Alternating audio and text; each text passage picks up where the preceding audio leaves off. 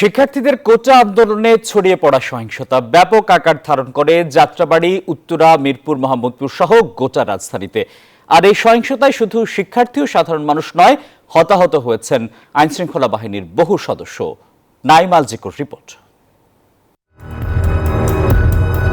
18 জুলাই সকাল 8টা থেকেই বাড্ডা রামপুরায় কোটা সংস্কারের আন্দোলন শুরু করেন বেসরকারি বিশ্ববিদ্যালয়ের শিক্ষার্থীরা। এই সময় রাস্তায় বেরিয়ে আসেন তারা।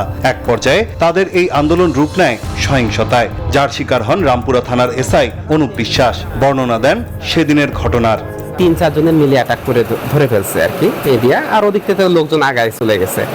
এইবার ধরার পরে তো মায়ের একেবারে মানে শুরু কাঠ দিয়ে বাড়ি শুরু, এই হাতে টাতে সব বাড়ি দিয়ে এক পর্যায়ে আমার মাথায় বাড়ি মারতে মারতে আমার হেলমেটটা ভেঙে ফেলায় দেয়। একইভাবে উত্তরা, মিরপুর, যাত্রাবাড়ী, মোহাম্মদপুরে আহত হন 1031 জন পুলিশের সদস্য।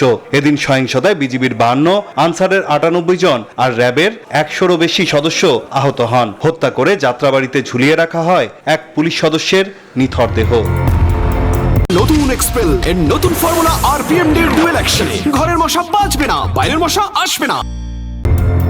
পুলিশ বলছে, শিক্ষার্থীদের ঢাল বানিয়ে একটি সন্ত্রাসী গোষ্ঠী এই বর্বর হামলা চালিয়েছে। ছুড়েছে পেট্রোল বোমা, ককটেল, করেছে গুলিও। প্রস্তুতি নিয়ে এসেছে যে তারা এই ভ্যান্ডালিজম করবে, তো সে কারণে কিন্তু প্রাথমিকভাবে সেই জায়গায় সেই প্রতিরোধটাকে নিই। পরবর্তীতে কিন্তু আমাদের লোকজন যখনই এখানে অ্যাপ্রোচ করেছে তখনই তারা মানে অবর্ণনীয়ভাবে তারা ইট, পাটকেল, লাঠি, ককটেল, এমনকি গুলির শব্দ শোনা গেছে বিভিন্ন জায়গায়। তারা বিভিন্নভাবে পুলিশকে, অর্থাৎ যতভাবে আক্রমণ করা যায় এর কোনো পদ্ধতিই কিন্তু তারা বাদ দেয়নি।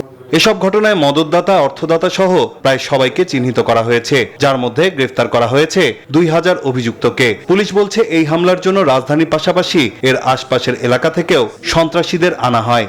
অসংখ্য ইনসিডেন্ট কিন্তু তৈরি করেছে। আমাদের স্থাপনার সংখ্যাই তো অনেক, সরকারি স্থাপনার সংখ্যা অনেক, তারপরে পুলিশ হত্যার সংখ্যা, তারপরে অন্যান্য নিরীহ মানুষ যারা আহত হয়েছে। তো সেই কারণে মামলার রুজু হয়েছে প্রায় 200-র মতো, প্রায় 2000-এর মতো আমাদের গ্রেপ্তার করা হয়েছে। এমন ঘটনার পুনরাবৃত্তি যাতে না ঘটে সেজন্য কাজ করে যাচ্ছে পুলিশ। সাধারণ মানুষকে সচেতন হওয়ার আহ্বানও জানান তারা। নাইম আল জিকো, নিউজ 24, ঢাকা।